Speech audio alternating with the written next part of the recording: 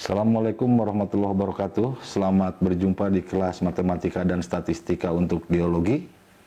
Kuliah ini diampu oleh saya Agus Ramdan dan juga oleh Profesor Lambok Hutasoid. Topik yang akan kita diskusikan pada kesempatan ini adalah mengenai regresi. Jadi saudara bisa lihat ini adalah outline-nya. Jadi pada kesempatan sekarang saya akan coba diskusikan mengenai regresi linier sederhana. Jadi ini adalah model regresi yang paling sederhana, tapi paling fundamental. Jadi saya akan coba spend beberapa waktu untuk kita coba explore mengenai regresi linier sederhana ini. Kemudian pada kesempatan berikutnya saya akan coba diskusikan mengenai regresi kuadratik sederhana, regresi eksponensial, kemudian ada yang dinamakan sebagai push regression, itu akan kita diskusikan juga. Dan terakhir, kita akan diskusikan bagaimana kita menilai apakah suatu model regresi yang kita hasilkan tersebut cukup representatif atau tidak menggambarkan data. Jadi itu di bagian terakhir akan kita diskusikan dalam subtopik mengenai analisis regresi. Oke, jadi apa sebenarnya ide dari regresi ini? Jadi saudara bisa perhatikan, ini adalah grafik yang menunjukkan hubungan antara porositas pada berbagai kedalaman. Jadi kalau saudara perhatikan, ini ada dua kumpulan data ya. Jadi yang pertama itu adalah data yang berwarna, yang tidak ada warnanya ini, lingkaran yang tidak ada warnanya ini.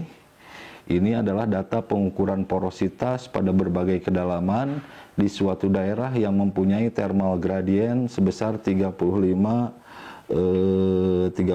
derajat per kilometer. Sementara dataset kita yang kedua ini adalah yang lingkaran yang dikasih warna hitam yang ini ya. Maaf, ini lingkaran yang dikasih warna yang hitam ini. Ini adalah dataset kita pengukuran porositas pada berbagai kedalaman untuk suatu daerah yang mempunyai thermal gradient sebesar 26 derajat per kilometer. Jadi dari dua set data ini saudara bisa lihat bahwa porositas bisa kita katakan tergantung dari thermal gradient, di mana di daerah dengan thermal gradient yang relatif lebih rendah mempunyai porositas yang lebih besar dibandingkan di daerah dengan thermal gradient yang lebih tinggi. Jadi misalnya ini kita lihat di kedalaman 2 kilo, kita lihat di kedalaman 2 kilo untuk dataset yang kita ukur di daerah dengan thermal gradient 35 derajat per 1 kilo itu mempunyai nilai porositas sekitar di 2 kilo sekitar 20%, mungkin di antara range itu. Tapi di daerah dengan thermal gradient 26 derajat per 1 kilo kita lihat bahwa di kedalaman 2 kilo kita punya porositas yang lebih tinggi, mungkin sekitar 30 derajat Celcius. Jadi itu yang bisa kita ceritakan dari dua dataset ini. Nah, regresi ini apa sebetulnya idenya? Jadi regresi ini kita selalu ingin tahu nilai di luar dari dataset yang kita punyai, gitu ya. Jadi misalnya ini pengukuran porositas terhadap kedalaman mungkin maksimalnya sampai dengan kedalaman 3 kilo. Nah, kita selalu ingin tahu di luar dari range data yang kita punya. Jadi kalau saudara lihat ini tadi seperti saya sebutkan, ini kita punya dataset porositas mungkin dari sekitar 300 meter sampai dengan sekitar 3 kilo. Nah, kita ingin tahu berapa misalnya nilai porositas di kedalaman 4 kilo dari dataset yang kita punya. Kita tidak punya data di kedalaman 4 kilo. Seperti saya sebutkan, maksimal dataset kita hanya sampai dengan 3 km. Jadi dalam kasus itu kita ingin memprediksi, jadi kita ingin predik berapa porositas di kedalaman 4 kilo berdasarkan dataset yang kita punya. Itu seperti itu. Itu yang pertama, itu disebut prediksi.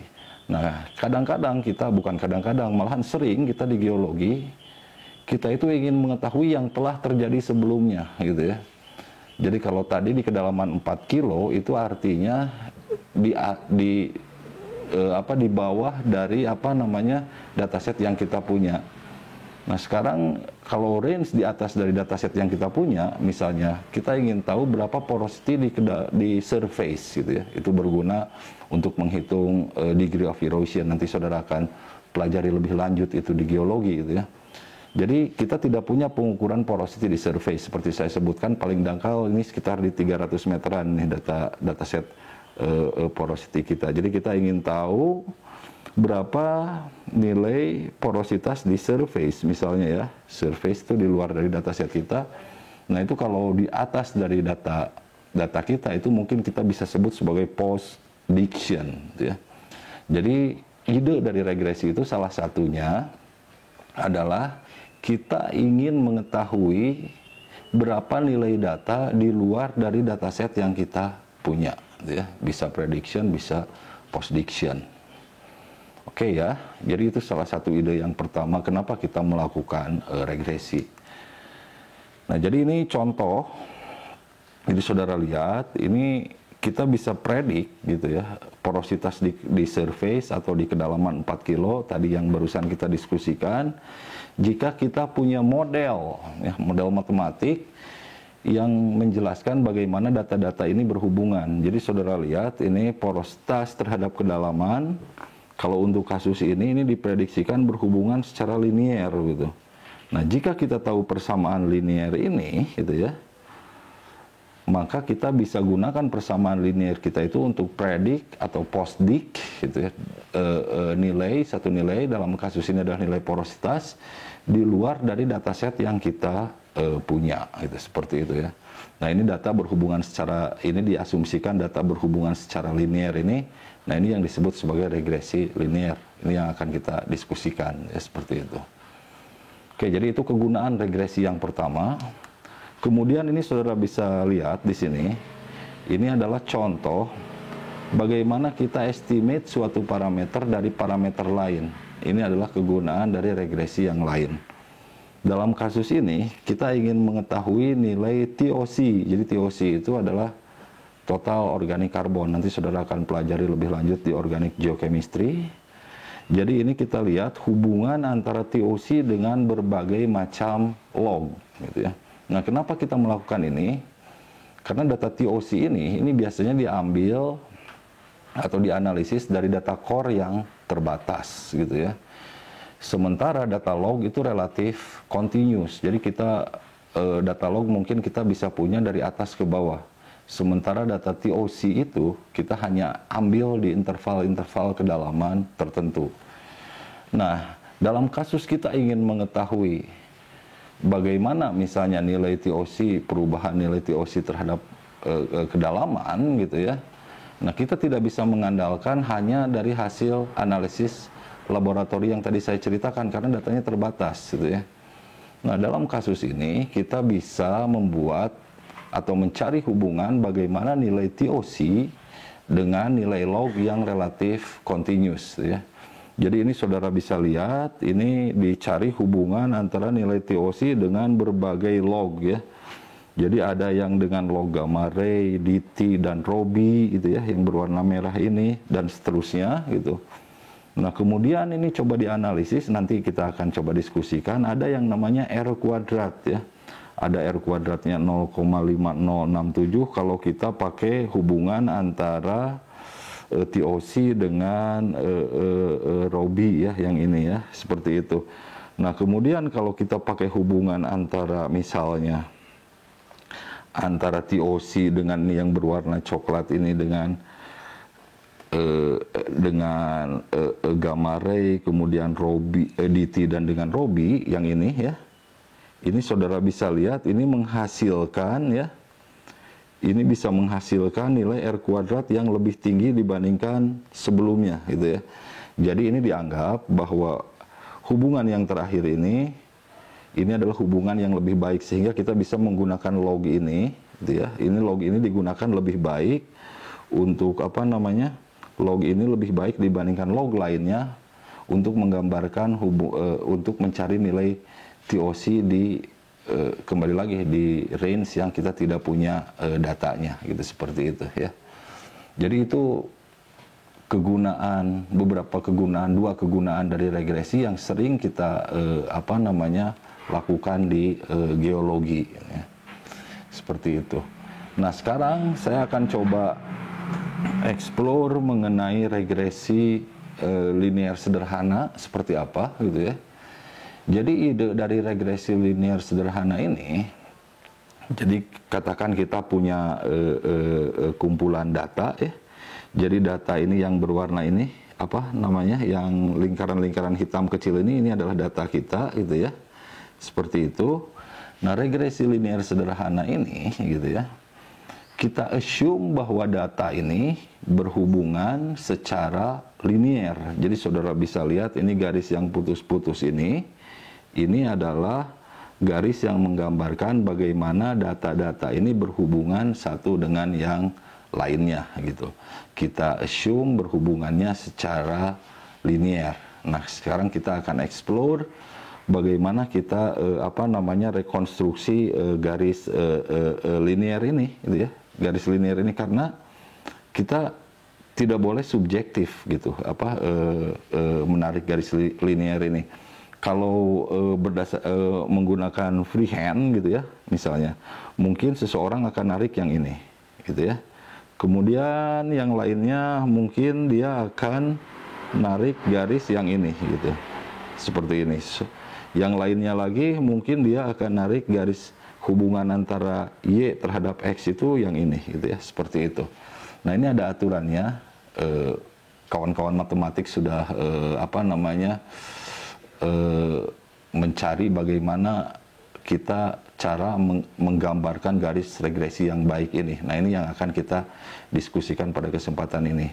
Ingat, yang pertama ini kita assume regresi linear sederhana ini bahwa Y berhubungan dengan X itu secara linear ya. Oke, saya akan coba explore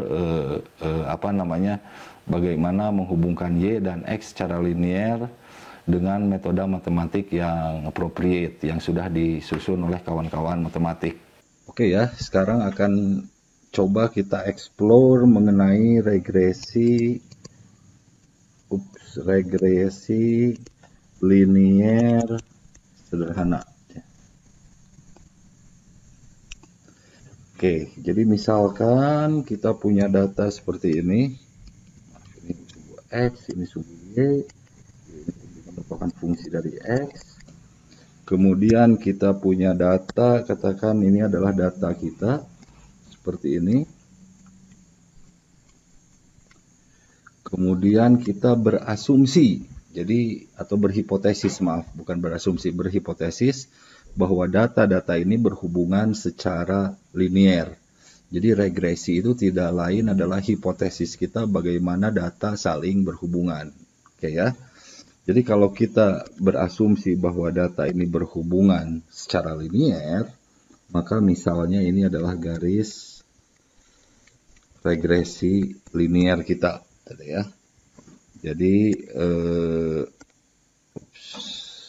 oke.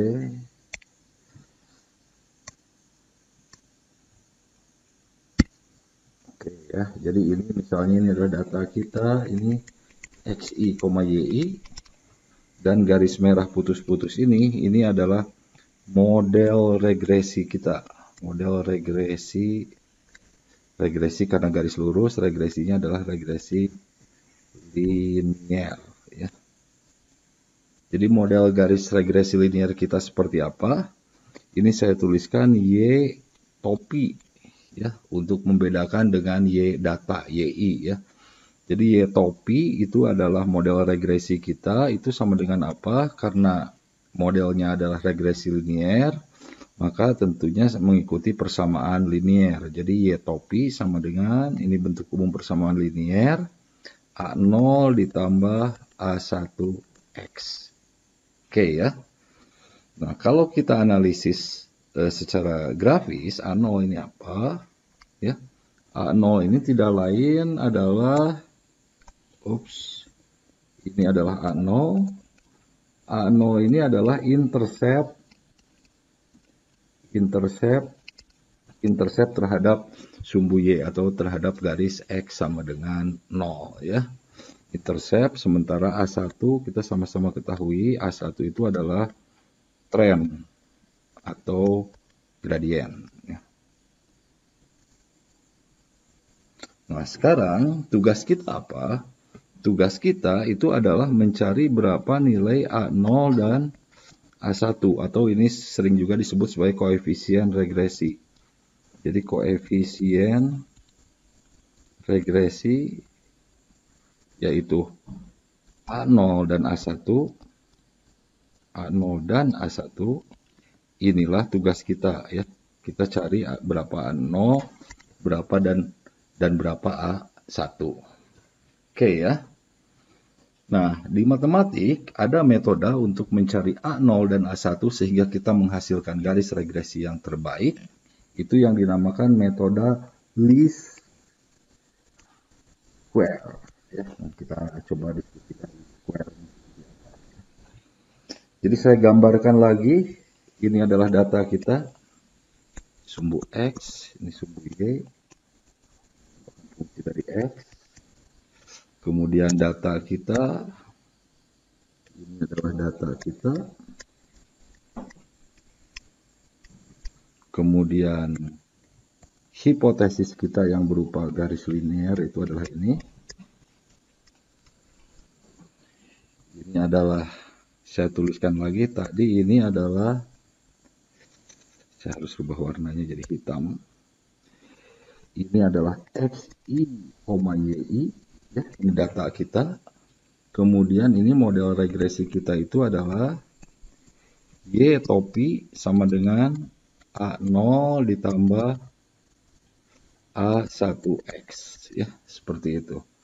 Nah, kemudian ini saudara-saudara lihat, ini pada titik XI, pada titik XI ini, data kita berharga, di sini, berharga Y, ya, itu data.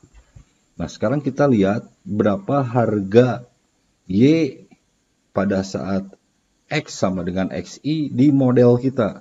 Di model kita tentunya di sini. Ya. Di garis kita, di garis regresi kita. Nah, ini kita sebut sebagai YI topi. Ya, jadi YI di model kita. Nah, ini saudara perhatikan.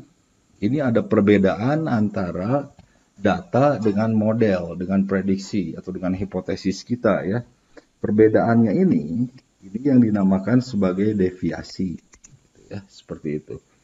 Jadi secara grafis atau dari equation juga bisa bahwa deviasi itu sama dengan ya, kalau kita lihat di sini itu adalah YI data kita dikurangi model regresi kita, nilai di model regresi atau Y topi. Y topi adalah ini ya, ini adalah Y topi gitu ya. Jadi kalau saya nyatakan lagi ini deviasi itu sama dengan apa?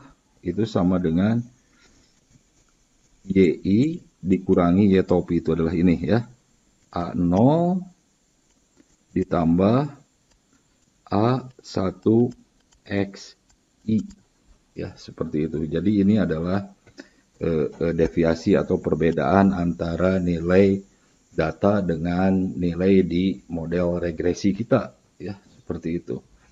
Nah, kemudian, ini kawan-kawan matematik nih. Ya. Jadi kita bukan mathematician, kita geologis. Jadi kita hanya menggunakan postulat-postulat yang sudah diturunkan oleh kawan-kawan matematik. Ya. Jadi kawan matematik itu bilang katanya, ini ya, postulatnya itu garis regresi terbaik itu ya, regresi terbaik nih ya, ini jika kita akan peroleh garis regresi terbaik jika kita pilih A0 dan A1 yang sedemikian rupa ya, sehingga ini menghasilkan S. S itu apa? S itu adalah sigma dari deviasi dikuadratkan. Nggak tahu kawan-kawan matematik senang sekali dengan kuadrat tuh ya. Jadi sigma deviasi dikuadratkan ya, seperti itu. Ini adalah minimum ya. Jadi sigma deviasi kuadrat, bukan sigma deviasi kuadratnya itu adalah minimum. Oke, jadi saya ulangi, garis regresi terbaik itu adalah garis yang dipilih, yang kita pilih nilai A0 dan A1-nya yang sedemikian rupa sehingga sigma deviasi kuadratnya itu adalah minimum ya. Nah, kuadrat ini bahasa Inggrisnya itu adalah square ya. Kemudian ini minimum, ini adalah least ya. Jadi least square ini asalnya dari sini ya, seperti itu. Oke ya. Nah, jadi ini kita akan coba turunkan sedikit mengenai bagaimana mendapatkan A0 dan A1 yang sedemikian rupa sehingga deviasi kuadratnya adalah minimum ya, atau least square ya. Nah, ini kita tahu deviasi itu ini ya. Saya akan tuliskan lagi di note berikutnya. Ini adalah nilai deviasi kita. Jadi saya tuliskan lagi bahwa deviasi itu ya, itu sama dengan Y data kita dikurangi Y model. Y model itu adalah A0 dikurangi A1X. Seperti itu ya. Nah, sekarang kita coba lihat deviasi kuadratnya itu seperti apa ya. Jumlah deviasi kuadrat. Jadi jumlah deviasi kuadrat itu adalah S. Maaf. S itu sama dengan sigma dari deviasi kuadrat ya. Ini sama dengan apa? Ini sama dengan ya, tinggal ini aja dikuadratkan ya. Sigma dari I sama dengan 1 sampai dengan M. Maaf, ini I sama dengan 1 sampai dengan M. M ini adalah jumlah data ya.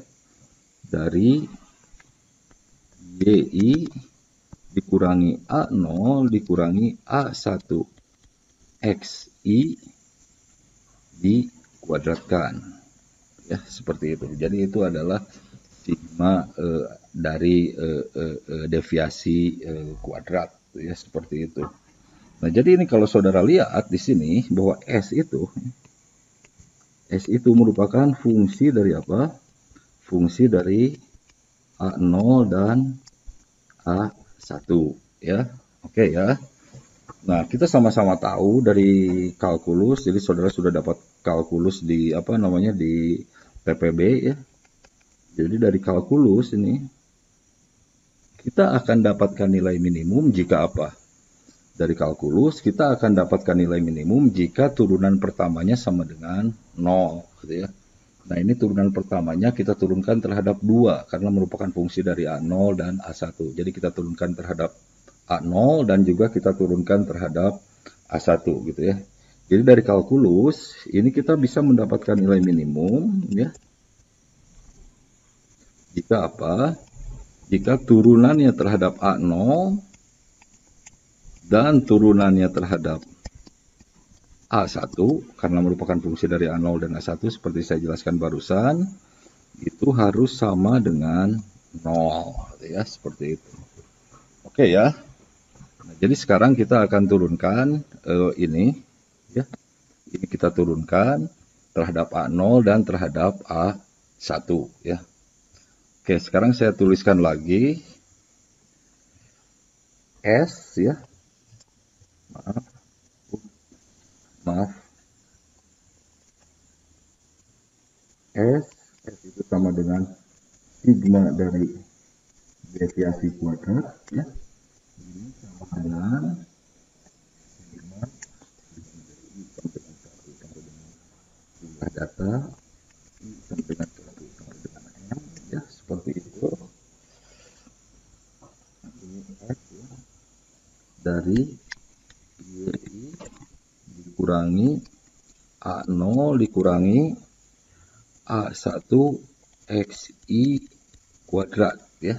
Nah, untuk mendapatkan nilai yang minimum kita turunkan terhadap A0 dan kita turunkan terhadap A1 ya. Nah, sekarang satu-satu, oke. Kita turunkan terhadap A0. Jadi do S per do A0 itu apa gitu ya. Do S per do A0 ini saya rasa simpel saja. Ini sama dengan sigma dari I sama dengan 1 sampai dengan M. Ini duanya turun ke sini ya, ke bawah. 2 dikalikan ini semua YI dikurangi A0 dikurangi A1XI, ya. Seperti itu, kayak gitu. Kemudian dikalikan turunan yang di dalam ini. Turunan yang di dalam ini, turunan dari A, ini kita turunkan terhadap A0, jadi A0 adalah variabel, yang lainnya adalah koefisien, gitu ya, seperti itu. Kalau kita A0 turunan dari A0 adalah 1, gitu ya, seperti itu. Jadi ini tinggal dikalikan 1, kalau dikalikan 1 saya tidak perlu tuliskan ya, seperti itu. Kemudian ini adalah sama dengan, untuk mendapatkan nilai minimal, ini adalah sama dengan 0, gitu ya, seperti itu. Jadi, nah kemudian karena ruas kanannya sama dengan 0, angka 2-nya ini juga bisa hilang, gitu ya. Oke, jadi kita sudah menurunkan terhadap A0 ya. Sekarang kita turunkan terhadap A1 ya. Jadi do S per do A1. Jadi A1-nya adalah variabel, yang lainnya adalah konstan, gitu ya, seperti itu. Oke, ini sama juga. Pertama 2-nya turun ke sini, jadi 2 dikalikan sigma I sama dengan 1 sampai dengan M dari apa? Dari YI dikurangi A0 dikurangi A1XI. Nah, kita kalikan turunan yang di dalam ini ya. Turunan dari A1XI. Jadi A1-nya adalah variabel gitu ya. Nah, turunan dari A1XI ketika A1-nya adalah variabel adalah apa? Itu adalah XI tentunya ya. Sama dengan 0. Sama juga karena ruas kanannya sama dengan 0, 2-nya ini jadi hilang ya, bisa hilang. Oke, jadi kita sudah turunkan S kita itu, atau deviasi kuadratnya itu, sudah kita turunkan terhadap A0, dan sudah kita turunkan terhadap A1 ya. Jadi kita dapat ini saya sebut persamaan 1, ini yang kita turunkan terhadap apa? A0, kemudian ini yang kita turunkan terhadap A1, kita namakan persamaan 2, gitu ya, seperti itu. Nah, kemudian ini sigmanya ini bisa kita keluarkan lagi gitu ya. Jadi kalau dari persamaan 1 seperti apa? Ini saudara bisa coba sendiri di rumah kalau penasaran. Saya akan berikan saja hasilnya. Ini dari persamaan 1, ini jadi seperti apa? Ini jadi A0M ya, seperti itu. Ditambah A1 dikalikan sigma I sama dengan 1 sampai dengan M dari XI. XI ini sama dengan sigma I sama dengan 1 sampai dengan M dari YI ya. Jadi ini tadi adalah rearrangement dari persamaan 1 ya.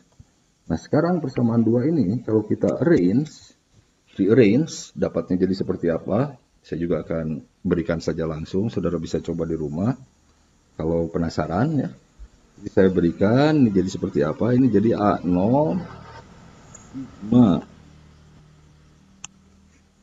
I sama dengan 1 sampai dengan M ya, dikalikan XI, oke ya, ditambah A1 ya, dikalikan sigma I sama dengan 1 sampai dengan M ya, dikalikan XI, dikalikan XI ya, tadi saya sebutkan, dikalikan XI dikuadratkan, ini sama dengan sigma I sama dengan 1 sampai dengan M dari XI kali YI ya. Oke, jadi saudara lihat ini adalah bentuk akhirnya. Ini tadi rearrangement dari persamaan 2 ya. Jadi saudara lihat ini bentuk akhirnya ini. Di sini kita punya apa di sini? Kita punya dua persamaan. Persamaannya persamaan apa? Ini adalah persamaan linear. Jadi saudara punya dua persamaan linear ya, dengan dua variabel yang tidak diketahui. Diketahui yaitu apa? Variabelnya apa yang tidak diketahui? Ya, yang akan kita cari yaitu apa? A0 dan A1, A0 dan A1 ya. Jadi saudara bisa lakukan misalnya eliminasi Gauss gitu ya, kemudian back substitution untuk mendapatkan A0 dan A1 dari dua persamaan linear dengan dua variabel yang tidak diketahui ini ya. Oke, nah di sini saya akan berikan saja langsung hasilnya. Jadi saudara bisa coba eliminasi dan substitusi. Saya akan berikan saja langsung hasilnya bahwa A0 itu sama dengan sigma I sama dengan 1 sampai dengan M dari YI, ya seperti itu, dikurangi A1, jadi A1-nya harus didapatkan dulu nih artinya nih ya. A1 kali sigma I sama dengan 1 sampai dengan M dari sigma I sama dengan 1 sampai M dari sigma XI, ya seperti itu. Ini dibagi dengan M ya. Oke, itu A0 ya. Nah, A1-nya apa? A1-nya itu sama dengan M dikali sigma I sama dengan 1 sampai dengan M dari sigma XI kali YI ya, seperti itu, dikurangi sigma XI dari I sama dengan 1 sampai dengan M dikalikan sigma YI, I-nya sama dengan 1 sampai dengan M juga ya, dibagi dengan M kalikan sigma I sama dengan 1 sampai dengan M kali sigma XI kuadrat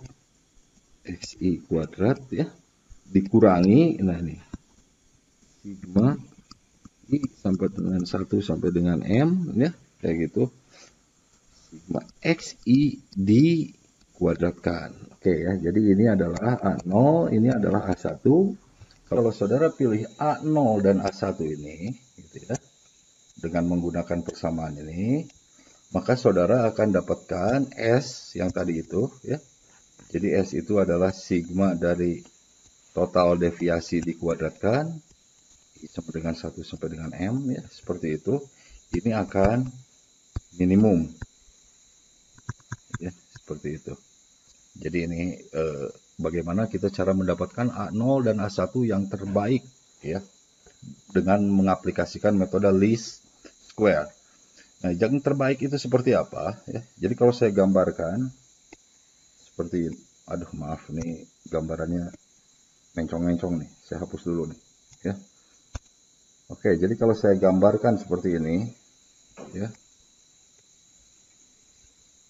ini sumbu X, ini sumbu Y, ya. Kemudian data kita, saya rubah dulu warnanya. Ini adalah data kita, ya.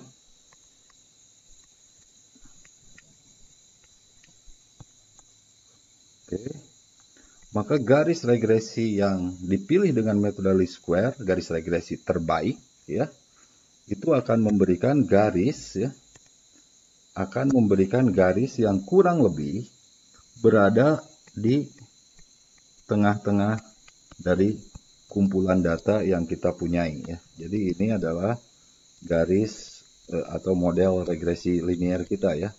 A0 dan A1 kita pilih tadi, sehingga garis yang dihasilkan ini ya kurang lebih berada di tengah-tengah dari data. Ini tidak akan ada lagi garis yang lebih baik dari ini, yang kalau ada garis ya, kalau kita misalnya dengan apa namanya, dengan freehand kita rekonstruksi garis gitu misalnya ya, seperti ini. Nah, ini tidak akan berada di tengah-tengah dari data. Jadi physical meanings dari apa namanya, dari least square itu adalah garis yang kita hasilkan kurang lebih akan berada di tengah-tengah dari data. Oke ya. Nah, jadi itu bagaimana cara kita memilih A0 dan A1 jika kita berhipotesis bahwa data itu berhubungan secara linear. Di kesempatan berikutnya saya akan diskusikan bagaimana jika kita berhipotesis bahwa data itu berhubungannya bukan secara linear, tapi kuadratik ya. Kuadratik ini merupakan salah satu fungsi yang cukup penting juga di geologi ya, sering kita jumpai fungsi-fungsi kuadratik, jadi kita perlu memahami bagaimana kita berhipotesis jika data berhubungan secara kuadratik. Selain kuadratik, selanjutnya adalah eksponensial. Itu eksponensial itu jika kita berhipotesis data berhubungan secara eksponensial. Eksponensial itu adalah persamaan yang salah satu yang paling penting, bukan hanya di geologi tapi di natural sciences. Itu akan coba kita diskusikan juga ya di kesempatan berikutnya. Oke, jadi itu untuk kuliah kita saat ini, regresi linear sederhana dengan metode least square. Terima kasih atas perhatiannya. Assalamualaikum warahmatullahi wabarakatuh.